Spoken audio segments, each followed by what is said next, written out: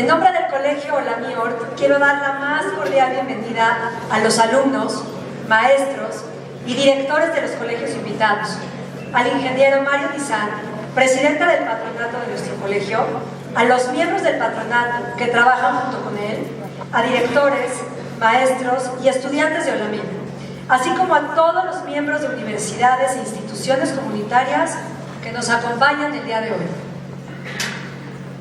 El día de hoy nos honran con su presencia los excelentísimos embajadores, señora Einat Kranz-Nagel, Israel, señor Johan Berkamen, Bélgica, señor Pietro Pifaretti, Suiza, señor Wolfgang Doll, Alemania, señora Rachel Bracer, embajadora adjunta del Reino Unido, señora Elizabeth Karen, Austria, señor Ari Maki, Finlandia, señor Maciej Jotara, Polonia, señor Ken Salazar, Estados Unidos, señor Soltan Nemet, Hungría, así como el cuerpo diplomático de otras embajadas amigas, señor Ionut Marian Palcu, jefe de misión adjunto, Embajada de Rumanía,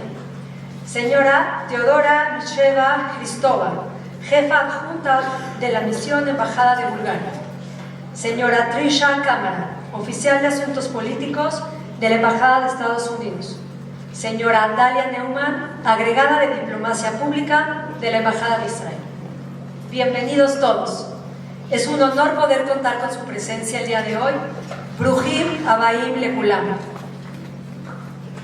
Hoy nos hemos reunido para conmemorar el día en que las Naciones Unidas eligió como el Día Internacional en Memoria de las Víctimas del Holocausto, designado con fecha 27 de enero, debido a que en esa misma fecha, en el año 1945, el ejército soviético liberó el mayor campo de concentración y exterminio nazi que existió, Auschwitz-Birkenau. Solicito a la señora Einat Kranz-Nagel, embajadora de Israel en México, suba al escenario a compartir unas palabras. En mi calidad de embajadora de Israel en México, les agradezco estar aquí.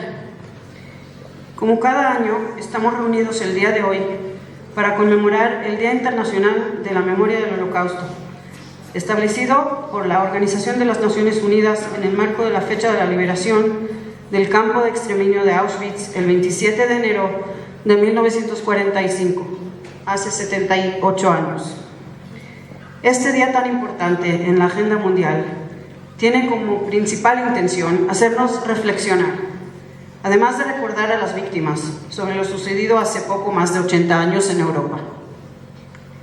El Holocausto fue la culminación de siglos de latente antisemitismo impregnado en todas las capas sociales, políticas y económicas que prevalecía en el inconsciente colectivo, heredado y transmitido de generación en generación. Sin embargo, este año de recordación es muy distinto, ya que ha tomado un nuevo y doloroso significado. Hoy vemos y somos testigos una vez más de este mal que acecha al mundo. La creciente ola de antisemitismo, el odio hacia los judíos, desbordado y sin límites, que ha surgido a raíz de los brutales acontecimientos ocurridos el 7 de octubre en Israel, son un fiel reflejo de la humanidad, que la humanidad no ha sido capaz de erradicarlo. La realidad es que a raíz del 7 de octubre surgió un nuevo paradigma en el discurso de odio, alimentado en las redes sociales y los medios de comunicación a través de la desinformación y la ignorancia, acompañado por la demonización y el odio no solo a Israel como nación, sino a todo lo que sea y represente ser judío. De ahí la necesidad y el compromiso que tenemos todos de combatirlo en cada una de sus manifestaciones. Cuando vemos este desenfrenado fenómeno que ataca desde los centros de enseñanza y universidades de primer nivel, donde son los jóvenes los principales instigadores, debe hacerse un llamado de atención muy enérgico, porque son estos jóvenes los futuros líderes del mundo.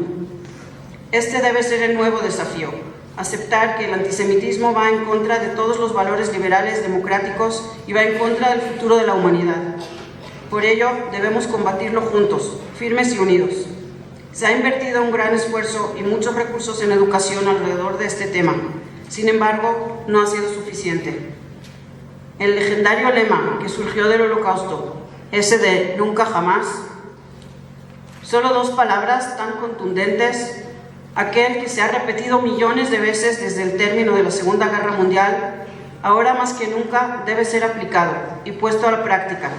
Solo así, con la buena voluntad de la humanidad, a través de su inserción en la experiencia presente, el viejo, pero ahora renovado antisemitismo puede ser erradicado de la faz de la tierra, como el más peligroso de los prejuicios.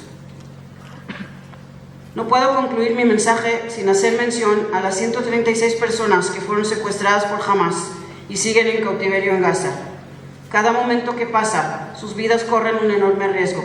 Debemos recordarle a la comunidad internacional hacer un llamado contundente para su liberación inmediata. Este año más que nunca, el Día Internacional de la Memoria del Holocausto debe servir como un firme recordatorio de lo que puede sucederle a un mundo que se queda cruzado de brazos. Muchas gracias. Director General de nuestra institución. Estimado público, el colegio en el que te encuentran actualmente, Olami Ort, fue fundado sobre la base de una filosofía que está basada de tres ejes centrales. El primero, Ahavat Adam, educación para amar a una persona sin importar quién sea. El segundo, Ahavat Am, educación para amar el pueblo al que pertenece, el pueblo mexicano y el pueblo judío. El tercero, Ahavat Moledet, el amor a la patria, a su México natal y a su patria espiritual Israel. Este mes conmemoramos la liberación del lugar que se ha convertido en el símbolo de la crueldad, Auschwitz. Un lugar donde los nazis intentaron eliminar y destruir el pueblo judío. El 7 de octubre 23 fuimos testigos de escenas similares. Es que la organización terrorista Hamas intentó dañar la existencia del Estado de Israel, asesinando más de 1,000 ciudadanos, ancianos, mujeres, niños y bebés. Quiero enfocar en dos conceptos que lo está basada la cultura judía. Zikaron, el recuerdo, que es una de las piedras angulares de nuestra cultura. No olvidar la historia. Y en este contexto, la tragedia. Pero en otro lado, el concepto de superación. Buscar un nuevo camino y luchar por futuro mejor. Volver a levantar después de una caída. Levantar de las cenizas, como antes, de las cenizas de los campos de muerte, y hoy de las cenizas de Be'eri, de Nir Oz, y otros lugares que quemaron en 7 de octubre. Estos dos ejes guiaron el pueblo judío a lo largo de miles de años de historia, y es nuestro derecho estar aquí. Ustedes, los jóvenes que están en esta sala, tienen un papel importante para que los desastres y las tragedias y los intentos para exterminar una nación nunca vuelven. Y como está en nuestro Talmud, es un libro, uno de los sagrados en nuestra cultura judía, que dice: Gadol HaShalom, she'en ha'olam mitnaeg ela beshalom. La grandeza de la paz, porque el mundo no puede sin ella. Este evento es diferente a los anteriores, no solo porque el tema que abordaremos este año es distinto, sino porque el pueblo judío se encuentra en una situación compleja y el antisemitismo o antijudaísmo ha vuelto a despertar en la mayoría de los países del mundo. Las generaciones de jóvenes, como ustedes, que están presentes aquí el día de hoy, nunca habían sido realmente testigos o contemporáneos de un pogromo o un ataque violento en contra de los judíos, o por lo menos no con la magnitud y alcance que tuvo el atentado del pasado 7 de octubre. Para comenzar con el tema que nos convoca hoy, los herederos del mal, retratos del nazismo en la actualidad, compartiré con ustedes un breve contexto. En algunos lugares del Medio Oriente hay un personaje histórico muy admirado. Se trata de Adolf Hitler. La ideología nazi no ha muerto y se manifiesta con violencia, pero esta vez los portavoces de ese odio son los mismos que actuaron el pasado 7 de octubre durante los atentados contra Israel y sus ciudadanos. Ellos imitaron los más crueles pogromos ejecutados por los soldados de la SS, la Schutzstaffel, por sus siglas en alemán, que significa Escuadrón de Protección, que fue la organización más prestigiosa dentro del Tercer Reich, quienes coordinaron y dirigieron la llamada solución final al problema judío. Esta solución consiste en la aniquilación de los judíos europeos, lo que ahora conocemos como el Holocausto. Los acontecimientos actuales y la ideología nazi se unen gracias a un personaje clave, Ash Amin al-Husseini. ¿Quién es este personaje? En la década de 1940, cuando ya había comenzado la Segunda Guerra Mundial y aún no existía oficialmente el Estado de Israel, la zona de Palestina estaba controlada por el mandato británico. Y los árabes que vivían en la zona tenían un líder, Ash Amin al-Husseini, quien era el gran mufti de Jerusalén, es decir, el representante político y religioso de los árabes musulmanes en la zona de Palestina. El mufti fue un gran aliado de Hitler. En 1941, él difundió la ideología nazi en los idiomas árabe y persa por todo el Medio Oriente, y lo logró gracias a una estación de radio financiada por Alemania, llamada la Radio 60. El mufti fue el director de esta radio y uno de los más fieles escuchas de sus transmisiones en idioma persa era un joven iraní llamado Ruhollah Mousavi Khomeini, quien sería más tarde el Ayatollah Khomeini, el líder político y espiritual de la Revolución Islámica de 1979 y líder supremo de Irán hasta su muerte en 1989. ¿Cuál es la relación entre los nazis y algunos grupos musulmanes extremistas? ¿Qué relación hay entre Hitler, el mufti de Jerusalén, el Ayatollah Khomeini y lo que sucede en Israel y el mundo en la actualidad? Para responder a esta y otras preguntas, tengo el honor de presentar en este foro a nuestro conferencista invitado, Gabriel Ventasgal. Gabriel nació en Argentina, pero vive en Israel desde 1989. Tras terminar su licenciatura en Ciencias Políticas y Relaciones Internacionales, se dio cuenta de que se iba a morir de hambre, por lo que decidió estudiar un título universitario nuevo cada década. Así que actualmente se está formando en Abogacía y Derecho, que será su 7º título universitario. Se especializa en radicalismo islámico y capacita al Servicio de Inteligencia de países de habla hispana en esta materia. Fue productor de televisión en Europa, trabajó de creativo publicitario y desde su fundación dirige el programa de Public Democracy Atzad Sheni, La cara de la verdad. Además, es autor de 3 novelas y de los libros 300 preguntas por 300 palabras, la versión más reciente sobre el fenómeno del antisemitismo o judeofobia, mismo que recibieron como obsequio algunos de nuestros invitados de honor. Gabriel estará acompañado de algunos estudiantes de preparatoria del Colegio Olamiot. Invito al escenario a Denis Ubich, a Galia Capón, a Elian Ketzel, a Ori Kersenovich, a Daniel Levy, a Alex Ocon y Gabriel Ventasgal a subir al escenario.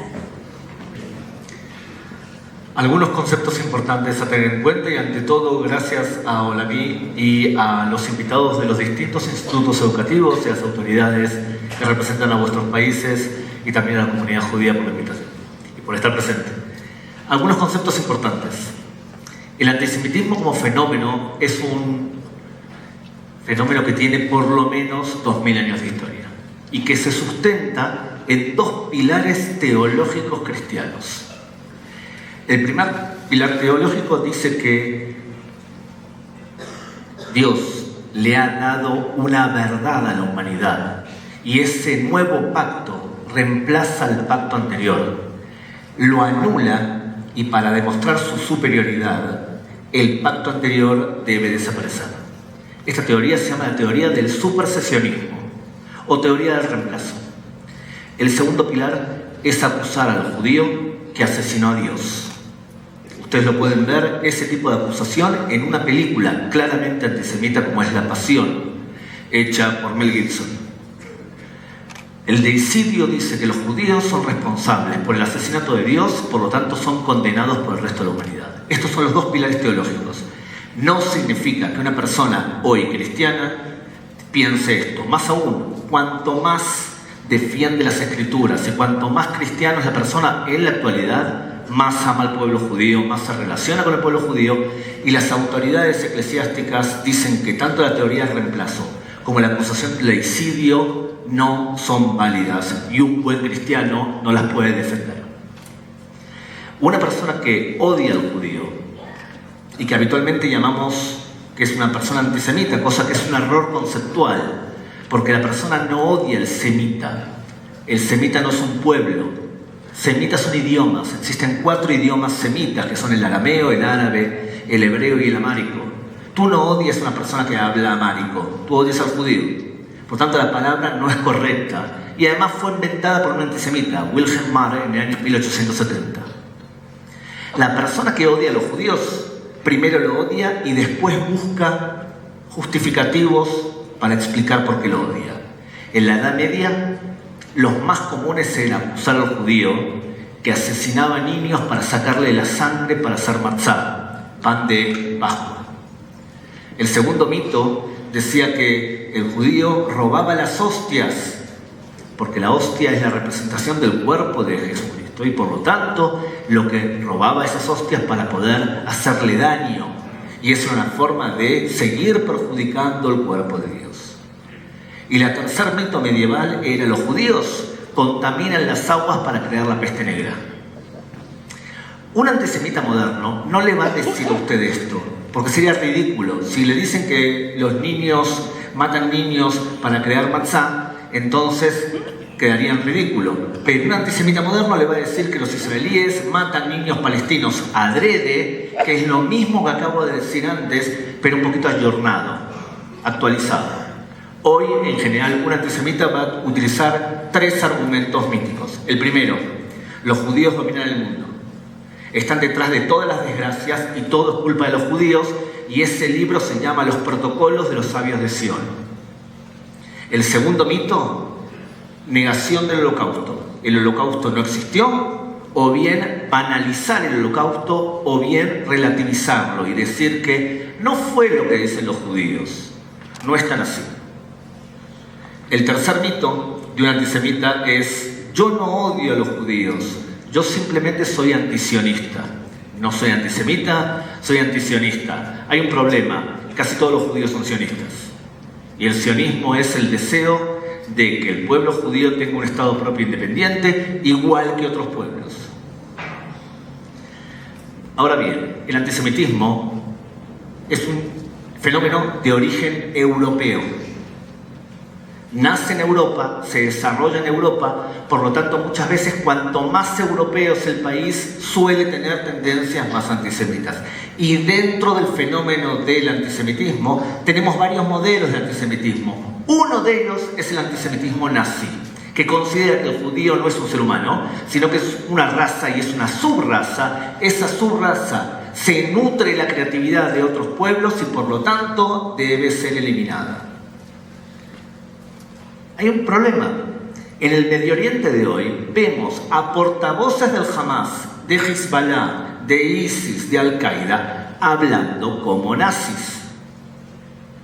Dicen que los judíos no tienen derecho a existir y lo vimos en los atentados del 7 de octubre. Por lo tanto, ¿cómo puede ser, siendo un fenómeno europeo, siendo un fenómeno tan claro de Europa, siendo un fenómeno nacido durante la primera parte del siglo XX y que explotó durante la Segunda Guerra Mundial, cómo puede ser que ahora en el Medio Oriente veamos fenómenos parecidos? Entonces la primera pregunta es para Dani. La pregunta es: tenemos aquí personas que vienen de familias que nacieron, vivieron, o vuestros padres o abuelos, en Siria o en otros países árabes. Y ustedes saben, igual que yo, que nosotros convivimos bien con el mundo islámico durante muchos años. La cantidad de pogroms que sufrimos en Europa no es la misma cantidad de intensidad de lo que sufrieron los judíos que vivían en países árabes. Entonces la primera pregunta es para Dani. Nosotros, en el mundo judío, ¿convivimos bien o convivimos mal con el mundo islámico? Mira, te voy a platicar un poco. En los siglos pasados, los judíos y musulmanes coexistieron en armonía en diversas partes del mundo musulmán. Esta convivencia histórica se caracterizó por periodos de tolerancia, intercambio cultural y convivencia pacífica. En lugares como lo fue Bagdad, el Imperio Otomano y Córdoba, se vivió una cohabitación relativamente pacífica entre estas comunidades. Para explicarles un poco mejor acerca de esto, les quiero hablar un poco del personaje de Maimónides, quien fue un médico y filósofo judío que incluso sirvió como médico del califa y de musulmanes de alto rango. Por ejemplo, tenemos a otro personaje, Ibn Gabirol, quien fue un escritor y poeta judío en la época del Andaluz, donde incluso sus escrituras y poemas tan profundos e interesantes no nada más impactaron en la comunidad judía, sino que impactaron en todas las comunidades que vivían así. Y ahí permitió el florecimiento cultural de ambas dentro de Al-Andalus. Por otro lado, cabe destacar que la relación entre judíos y musulmanes no fue uniforme ni exenta de tensiones y conflictos a lo largo del tiempo. Pero esto también dependía mucho de la postura de la persona en el poder en el momento. Pero también gran parte del florecimiento cultural e intelectual de ambas religiones se dio gracias a esta gran relación entre ellos. En cuanto a Hamas, considero que es crucial distinguir entre la organización y la diversidad de opiniones y creencias dentro del mundo musulmán. Como nosotros bien sabemos, Hamas es una organización terrorista, político, militar y religiosa, con una agenda específica, y sus acciones no representan la totalidad de los musulmanes. Es así como en México, que nosotros no todos compartimos las mismas opiniones, dentro del mundo musulmán hay un sinfín de ideologías y corrientes que no están de acuerdo ni conformes con las acciones de Hamas. Yo considero que es vital abrir el diálogo constructivo entre comunidades para así avanzar hacia un futuro más promovedor, donde todos podamos convivir en paz sin importar la religión y la comunidad a la que pertenezcamos. Y para concluir, me gustaría decir que nosotros no podemos generalizar la postura de un grupo extremista hacia toda una religión o comunidad. Muy bien, o sea que nos queda claro que convivimos en armonía y en paz durante siglos con el mundo musulmán. Y por lo tanto, nos llama la atención que veamos tantas manifestaciones de antisemitismo. Fíjense, por ejemplo, algunas de estas manifestaciones. ليش بدك تطعن اليهودي؟ سرقوا أرضنا بدك تطعنيهم بإيش؟ يا قوية أنت إن شاء الله يا بابا.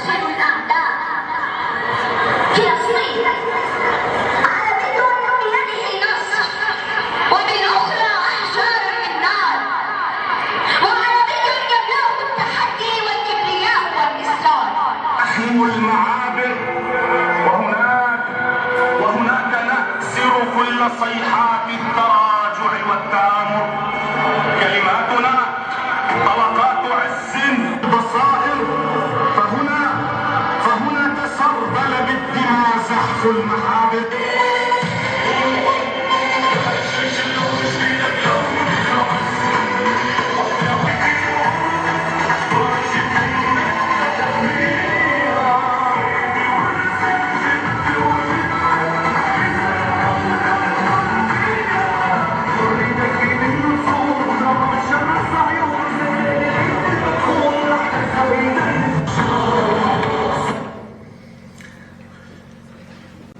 Lamentablemente, la educación al odio que vemos en la Franja de Gaza, a los niños que viven ahí, y que parte de esos niños reciben educación en escuelas de la ONU.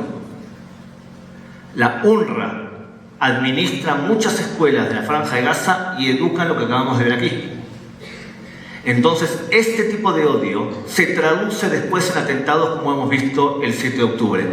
El problema cuando tratamos con el antisemitismo de corte nazi que vemos en el Medio Oriente es que uno podría llegar a interpretar y a creer que es parte de la religión musulmana y no lo es. Tenemos 1.600 millones de musulmanes por el mundo. Las personas que piensan de forma radical y que defienden valores radicales son la minoría. Muchos analistas del Medio Oriente dicen que aproximadamente el 10% piensa de forma radical. ¿Cuántos de ellos están dispuestos a realizar un acto para matar judíos o cristianos? Porque el problema no es que solamente contra judíos. El problema es que todo aquel que no sea musulmán puede ser castigado. Quiero aclarar una cosa importante. En el Medio Oriente, la gran mayoría de asesinados no son judíos. Las principales víctimas de este tipo de educación son ante todo musulmanes, que no son radicales. Son las principales víctimas. Y el segundo grupo afectado son los cristianos.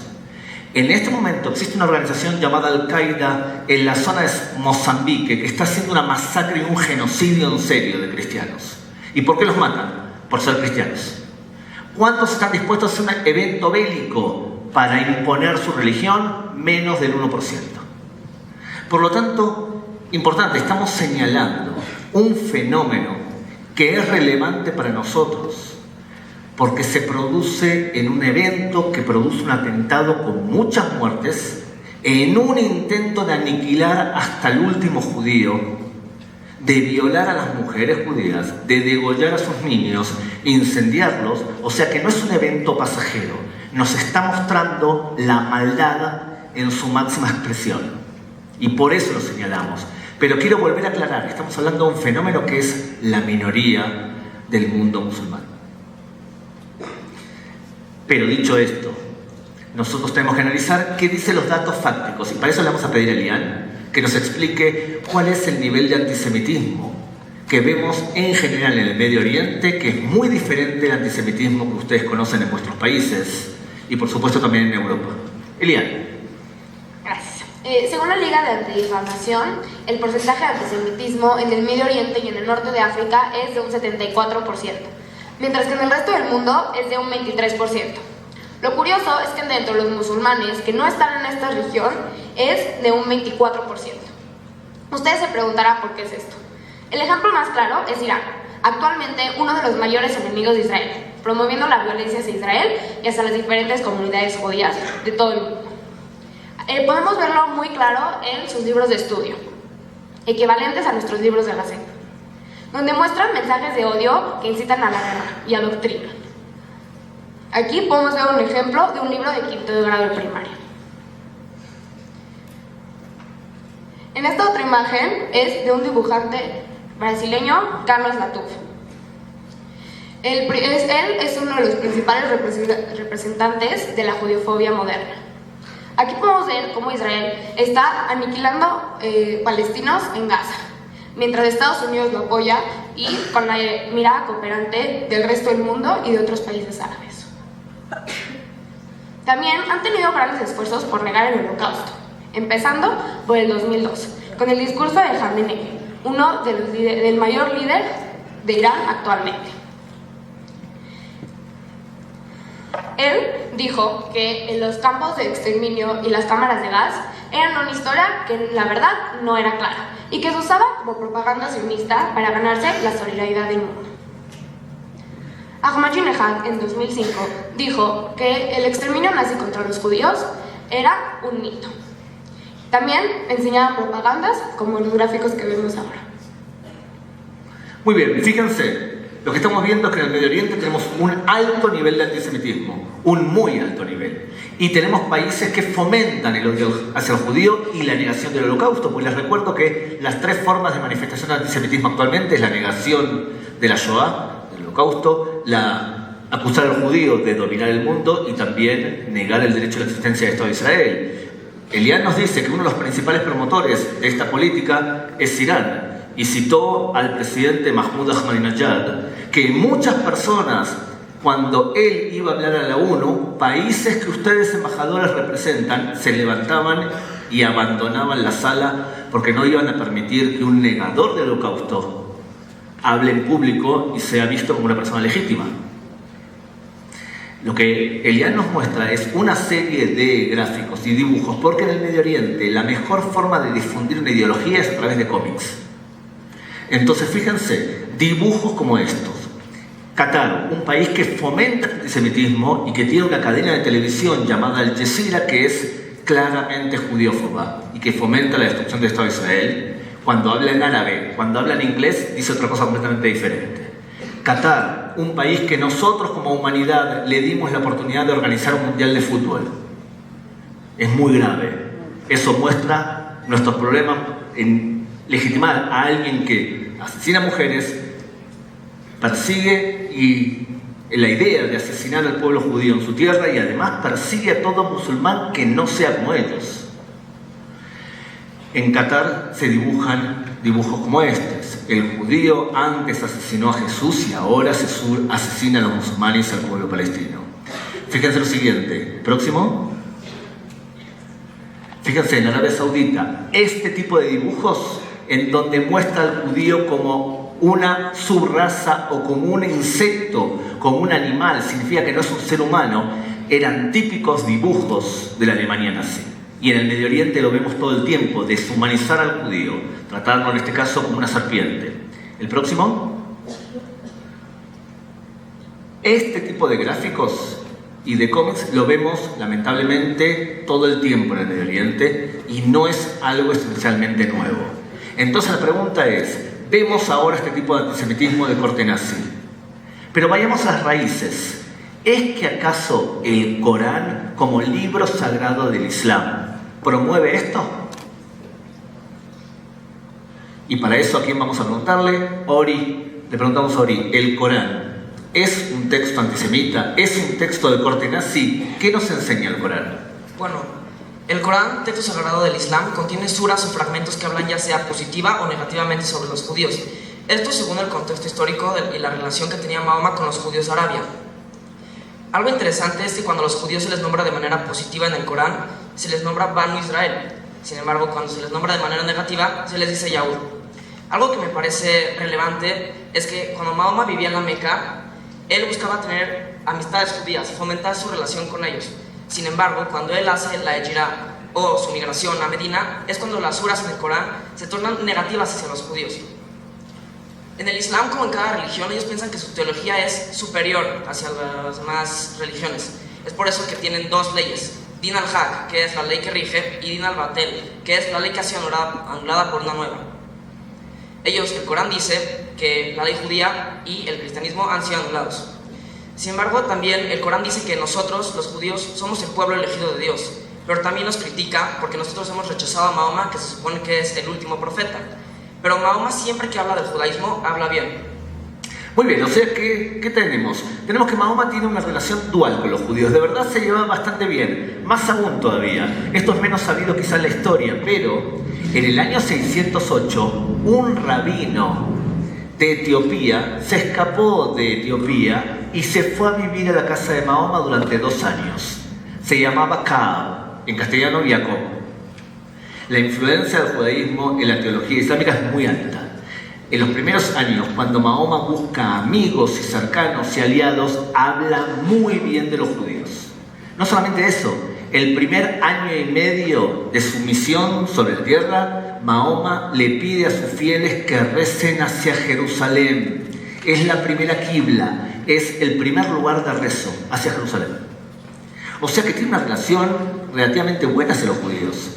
Pero cuando se transforma en un líder militar, en el año 622, le pide a los judíos que firmen el pacto, lo que se llama en árabe un ilaf, un acuerdo en donde aceptan las premisas del Islam y los judíos no quieren. Y ahí transforma su forma de hablar de los judíos. O sea que Mahoma, en principio, el Corán tiene una relación dual hacia los judíos. Piensan que los judíos no lo aceptan a él y por lo tanto hacen cosas malas, pero el judaísmo es bien visto en el Corán. Más aún, partes del Corán cita la Biblia judía. Es un poco diferente con la relación con los cristianos. En el Islam tradicional, los cristianos como individuos son vistos relativamente bien, pero el cristianismo como religión no es bien vista porque no pueden considerar la Santísima Trinidad. Significa que existe Dios, hombre y Espíritu Santo como una unidad. Eso es inaceptable en la teología islámica. Dicho esto, entonces, hemos visto que el Corán habla bien de los judíos y habla mal, pero miren ejemplos. Fíjense, ejemplos que tenemos aquí. Suras, o sea, capítulos del Corán que hablan muy bien de los judíos. Por eso hay personas que dicen que el Corán es sionista, según qué parte del Corán cites. Entonces tenemos partes muy positivas. Próximo. Fíjense, dicen que los hijos de Israel van a ser instalados en la tierra de Israel. Pero por otro lado, dicen textos, el próximo, textos que no son tan positivos. En otras palabras, dice las dos cosas. Lo que pasa es que en la ley musulmana tradicional, lo que dice el Corán es prácticamente irrelevante. Tiene poca ley. La ley surge de los hadices. Y hadices son lo que dijo Mahoma o lo que hizo Mahoma. Los hadices más populares en el Medio Oriente es el que vamos a ver a partir de ahora. Próximo. Fíjense, este es el texto más enseñado en el Medio Oriente. Es un hadice que habla de los judíos de una forma determinada. ¿Cuándo comienza este tipo de relación hacia el judío? Bueno, especialmente después de la Primera Guerra Mundial.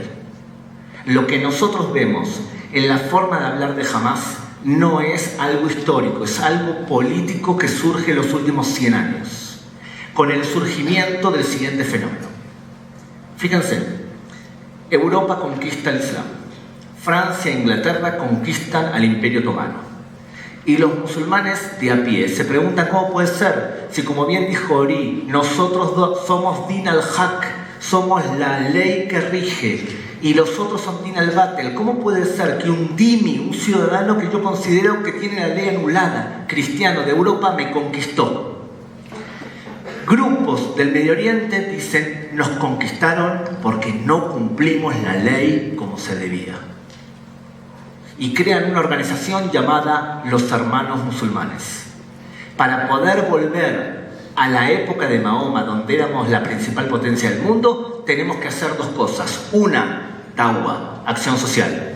Vamos a crear centros comunitarios y convencer a la gente de cumplir la teología islámica antigua, no la moderna. Y lo segundo, cuando seamos muy fuertes, vamos a pasar a la fuerza física, a la jihad. Por lo tanto, ¿qué es Hamas? Hamas es años de adoctrinamiento, como vimos en la película, pero fuerza física. Primero lo hacemos por la educación, después por la fuerza. Los Hermanos Musulmanes, creados en el año 1928 por un teólogo llamado Hassan el-Banna, en la Franja de Gaza en el año 87 cambian de nombre y se llaman Hamas. Entonces la pregunta que le hago a Alex es, la carta fundacional del Hamas, la teología del Hamas, ¿tiene ideología nazi o tiene ideología antisemita? ¿Qué es lo que podemos aprender de lo que escriben los líderes del Hamas? Alexito. Sí, la carta fundacional de Hamas fue publicada en 1989 por los Hermanos Musulmanes y el Movimiento de Resistencia Islámica. Un dato interesante es que el Mufti de Jerusalén fue uno de los fundadores de la Hermandad Musulmana, y como el Mufti de Jerusalén tenía una muy buena relación con los nazis, esta carta contiene mucho antisemitismo. Algunos artículos que me llamaron la atención por su antisemitismo fueron el artículo 7, el artículo 22 y el artículo 28. El artículo 7 habla sobre qué hace Hamas cuando alguien intenta obstruir sus planes en Palestina. Lo que ellos dicen que harían es destruirlos sin importar el tiempo y esfuerzo que tome. Claramente se refiere a los judíos. El artículo 22 habla sobre diferentes típicas teorías de conspiración sobre los judíos, como que ellos controlan los medios de comunicación, las redes sociales, emisores de radio, televisión, etc. También dice que los judíos son responsables de diferentes conflictos y guerras, como la Primera Guerra Mundial, la Revolución Francesa y la Revolución Comunista. El artículo 28 habla sobre diferentes organizaciones supuestamente creadas por los judíos para intentar controlar el mundo y Palestina y oprimir a Gaza y al Islam. Algunas de estas organizaciones son el Club de Rotarios, los masones y hasta las Naciones Unidas con su Comité de Seguridad. Para cerrar, quiero mencionar que Mi lucha de Adolf Hitler es de los libros más vendidos en la Franja de Gaza actualmente. Fíjense, los judíos, según la Carta Fundacional del Hamas, dominan todo. ¿A qué les suena algo así? A los protocolos de los sabios de Sion, que es un texto europeo. Los protocolos de los sabios de Sion fueron escritos en Rusia por la Ojrana. La Ojrana es el espionaje ruso, que quería denostar a los judíos porque muchos líderes judíos eran los líderes de la Revolución Comunista. Y por lo tanto, para menospreciarlos, toman un libro francés que hablaba mal de los franceses y le hacen replays en todo lugar donde decía Francia ponen judíos. Hasta que un periodista inglés, Philip Graves, en el año 1921, encuentra en una biblioteca de Turquía el libro original que habla en contra de franceses y dice: señores, alguien hizo plagio. Tomó un libro francés, hizo un libro judío y ese libro fue publicado en el mundo. Es un libro que solamente los extremistas hoy lo citan, que los judíos dominan el mundo, están detrás de todos lados, como dice la Carta Fundacional del Hamas. Pero tengan en cuenta que ese libro fue muy importante para un fabricante de autos muy antisemita y muy famoso llamado Henry Ford, que escribió los protocolos de los sabios de Sion, pero en una versión americana. Se llamaba El Judío Universal. Ese libro es el libro de cabecera de Hitler. O sea que nosotros tenemos en la Carta Fundacional del Hamas deseo de aniquilar a todos los judíos con tintes de antisemitismo europeo. ¿Cómo llegó todo esto aquí? Bueno, una figura importante fue el Mufti de Jerusalén, muy importante. El Mufti de Jerusalén fue el líder musulmán y uno de los principales instigadores del conflicto palestino-israelí. Él, luego de provocar una revuelta contra los británicos, en donde también se asesinó judíos, se llama la revuelta del 36 al 39, la gran revuelta árabe, los británicos lo fueron a buscar y se escapó a Irak. Cuando estaba en Irak se levantó un régimen nazi en Irak y ahí él era el asesor fundamental. Lo fueron a perseguir ahí y se escapó a Alemania. Primero fue a Roma, después fue a Alemania. Cuando llega a Alemania, Hitler ve que tiene potencial. Lo usa él y el Mufti colabora con los nazis para enrolar musulmanes a las tropas nazis. Y le pide a Hitler que conquiste la tierra de Israel y mate a los judíos de la tierra de Israel. Levanta una radio, como bien dijo nuestra locutora al principio, una radio nazi en árabe y en persa, la radio Zezen, que transmitía por onda corta y que llegó a todo el Medio Oriente, y uno de los escuchas que tenía dinero para comprar una onda corta era el Ayatollah Khomeini. O sea que la influencia es fundamentalmente a través de la figura del Mufti de Jerusalén. El Mufti de Jerusalén no solamente quería matar a los judíos en Europa, el Mufti de Jerusalén también quería envenenar a los judíos de Tel Aviv. Y para eso le preguntamos a Denise, ¿es cierto que el Mufti hizo una operación concreta, terrenal, para matar a los judíos de la tierra de Israel? Sí, primero que nada él organizó una revuelta y para esto los nazis mandaron a 5 paracaidistas.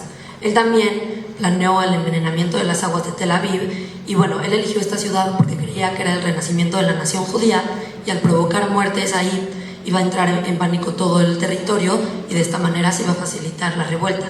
Todo el plan ya estaba hecho, pero había un policía árabe musulmán llamado Idrisi cerca de donde los paracaidistas se lanzaron y él recibió un informe de que monedas de oro británicas se estaban vendiendo en el mercado y en la bolsa donde estas se encontraban también había una pistola y municiones y cerca de donde esta bolsa cayó del paracaídas había 3 hombres buscándola.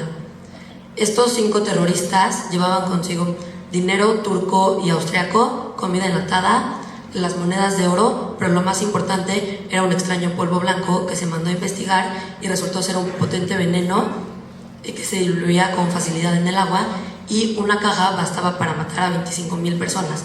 En este plan había aproximadamente 10 cajas, por lo que se intentaron matar a 250,000 judíos, pero por suerte para nosotros, un policía árabe musulmán, Idrisi, logró sabotear tanto la revuelta como el envenenamiento. O sea, en la ciudad de Jericó tenemos un policía que se da cuenta que algo raro ocurre y él desbarata el intento del mufti de Jerusalén de envenenar el agua de los habitantes de Tel Aviv. Una pregunta, Denise, ya que estamos. ¿Estuvieron cerca los nazis de conquistar Israel? Sí, incluso los británicos crearon, junto con la Haganah, el Palmaj, que era para defenderse de los nazis en caso de que entraran al territorio de Palestina. Y si entraban adentro de Palestina británica, ¿qué pensaba el Palmaj entonces? Bueno, el Palmaj primero que nada defenderse, pero también crearon un plan en la que los judíos iban a subir al Monte Carmel y antes de estar en manos de los nazis iban a hacer un suicidio colectivo para que no los lograran matar.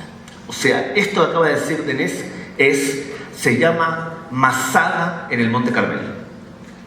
Judíos pensaron que antes de caer en manos nazis era mejor suicidarse. El mufti de Jerusalén no solamente le pidió a Hitler que conquiste Israel, y menos mal que no lo logró, sino que le preguntó lo siguiente: si conquistamos la tierra de Israel, ¿sería posible en la zona de Emek Dotán, crear un crematorio para asesinar a los judíos también ahí? El mufti de Jerusalén, entre paréntesis, terminó sus vidas siendo perseguido por varios lugares. Primero fue a Egipto, después fue al Líbano y murió en el Líbano en el año 1974. Él tenía un sobrino, el sobrino de él se llama Yasser Arafat. Es el sobrino del mufti de Jerusalén. Uno podría llegar a pensar entonces que Hamas, Hezbollah y todos los grupos que tienen un adoctrinamiento antisemita muy fuerte representan a los musulmanes. Y yo lo quiero señalar nuevamente: no los representan. Y tenemos nosotros que impulsar con mucha fuerza y mucha energía a aquellas personas que quieren la convivencia y la coexistencia con el pueblo judío. Y hoy son muchísimos.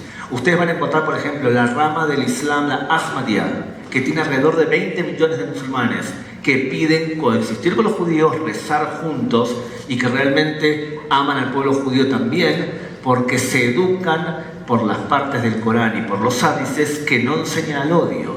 Y un ejemplo fundamental de él, que lo va a explicar Galia, es un imán, el imán italiano. Galia nos va a explicar quién es el imán Palazzi, como un ejemplo de imanes que justamente hacen todo lo contrario de lo que quiere el Hamas o lo que quería el mufti de Jerusalén. Galia. Primero me gustaría aclarar que al igual que el judaísmo, el islam tiene diferentes formas de interpretarse. Hay una rama del islam que el imán Palazzi es parte de ella. El imán Palazzi nació en una familia católica, se convirtió al islam y se volvió una persona súper sionista. Él interpreta el Corán de una forma positiva hacia los judíos, diciendo que Israel es la tierra de ellos.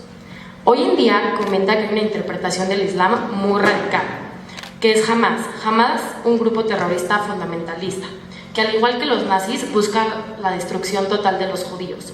Pero el imán Palazzi dice que eso no es verdad, que al final el islam dice todo lo contrario, que ellos deberían de estar en su tierra.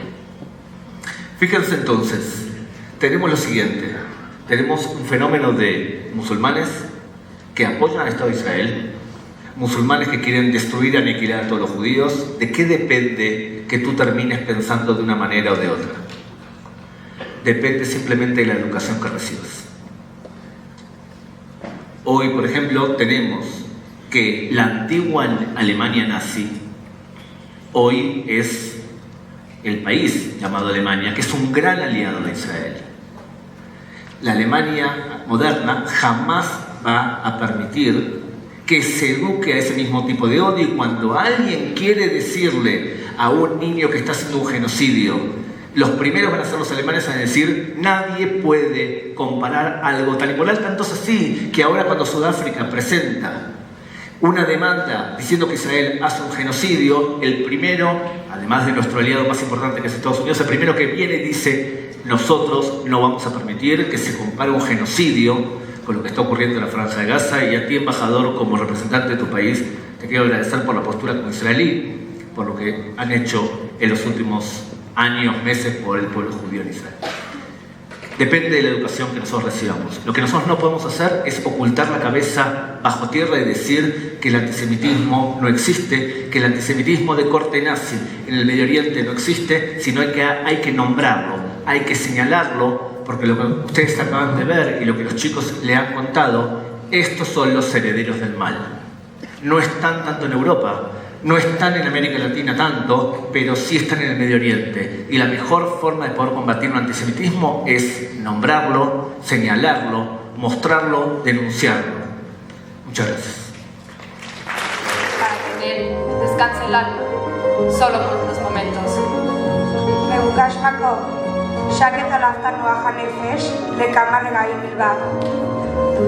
Se anhela un lugar que sirva para descansar los pies, solo por unos momentos. מבוקש מקום, שישמש מדרך לכף הרגל לכמה רגעים בלבד.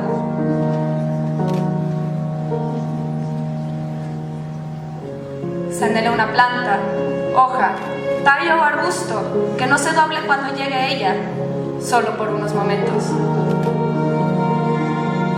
מבוקש עציץ, עלה, גיבול, או שיח שלא יקום, להתקפל כשיתעבור, לכמה רגעים בלבד. Se anhela un discurso, una sola palabra, limpio, agradable y cálido, que sirva como una banca o un refugio para alguien cercano a mí, una niña o una paloma o mi propia alma, que salió del arca por unos momentos, en la mañana, y desde entonces no encontró tranquilidad. מבוקש דיבור אחד, נקי, נעים וחם שישמש ספסל, מקלט, למי שיקרא שלי, ילדה, יונה, נפשי שלי, אשר יצא מן התיבה לכמה רגעים, בשעות הבוקר, ולא מצא מאז, מנוח לרגלה.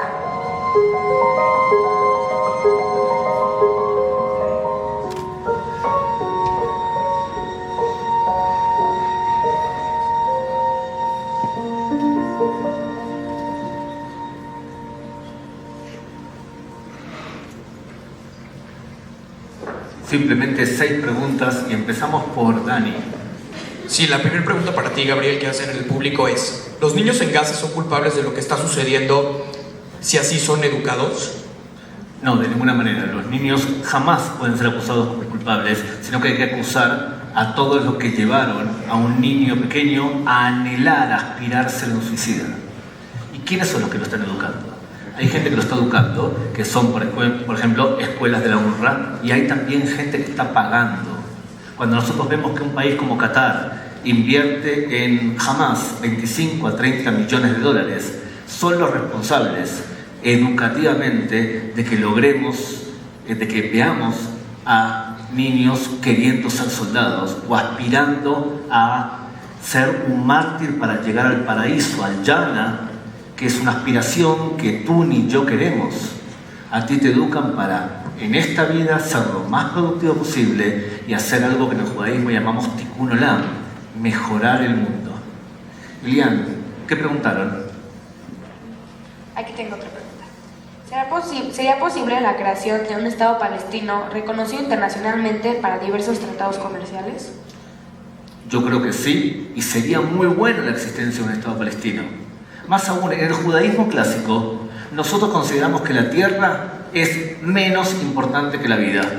Una persona judía puede entregar su vida solamente en 3 circunstancias. 1, si te obligan a asesinar a otra persona.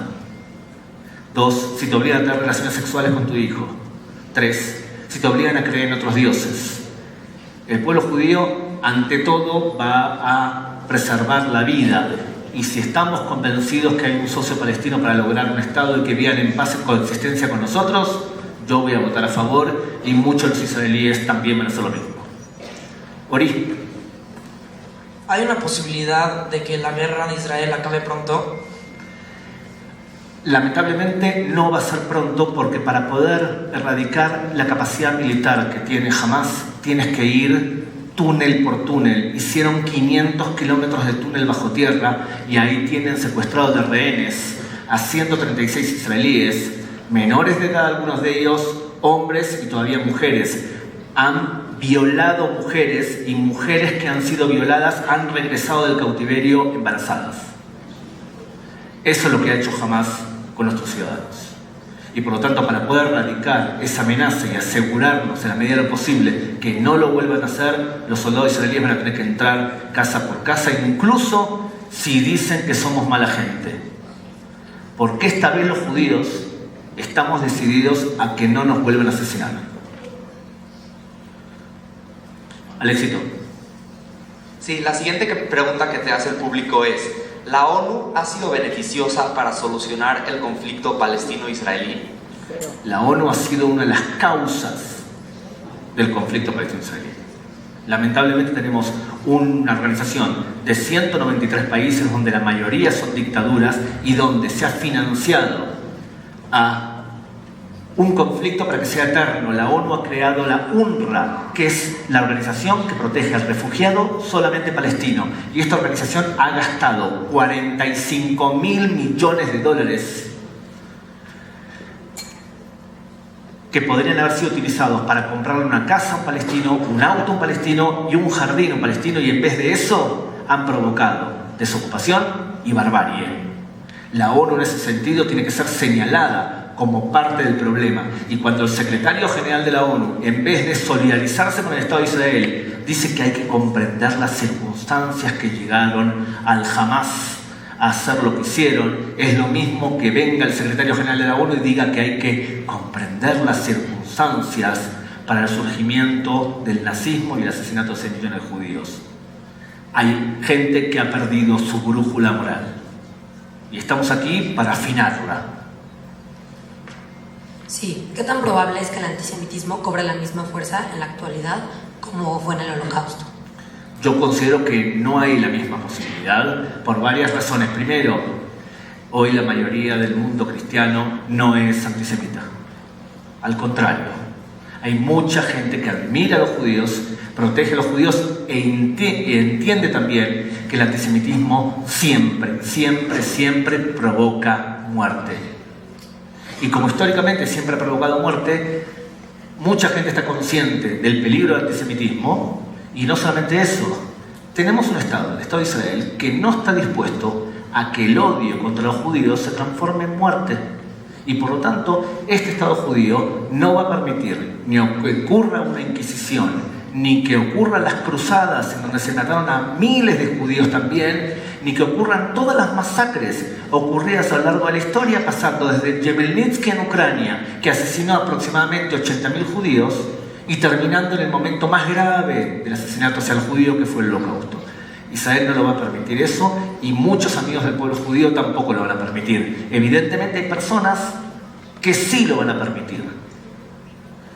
Con esas personas son las que nosotros tenemos que criticar, señalar, hablar. Esas son las personas que nosotros tenemos que, de alguna manera, señalarlas como cómplice de los atentados del 7 de octubre. Y para terminar, Galia, pida. Preguntaron si se puede ser judío y hablar de forma antisemita. Por supuesto que sí. El fenómeno del autoodio judío existe, ha sido estudiado. El pueblo judío es un pueblo normal. Tenemos gente inteligente y tenemos gente menos inteligente. Tenemos gente que sabe odiar y la gran mayoría del pueblo judío no opina así. Cuando alguien te dice odio a Israel, odio a los judíos y mi nombre es Chaim Goldschmidt,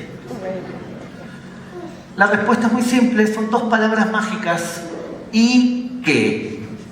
¿Qué me importa que tú eres judío?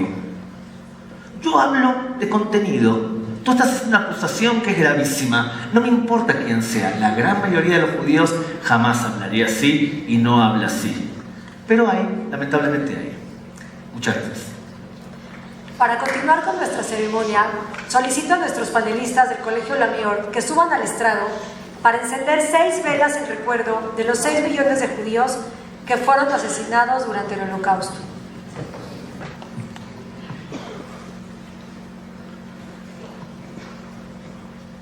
Por los que intentaron escapar y no lo lograron. Por los que fueron descubiertos en sus escondites.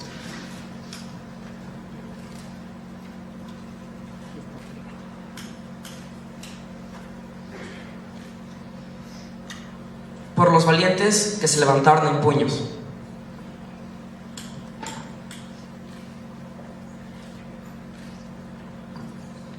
Por el 1,5 millones de niños que no crecieron.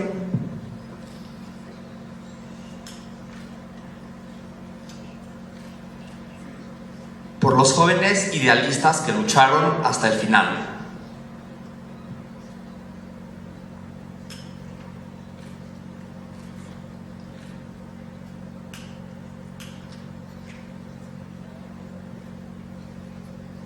Por los que siguieron con las tradiciones a pesar de las dificultades.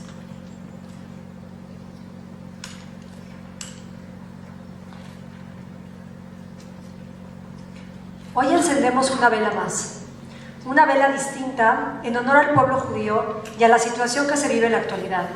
Invito al ingeniero Mario Nizan, presidente del patronato del Colegio Lamiot, y a nuestro conferencista invitado, Gabriel Ventasgal, a encender una vela por la esperanza.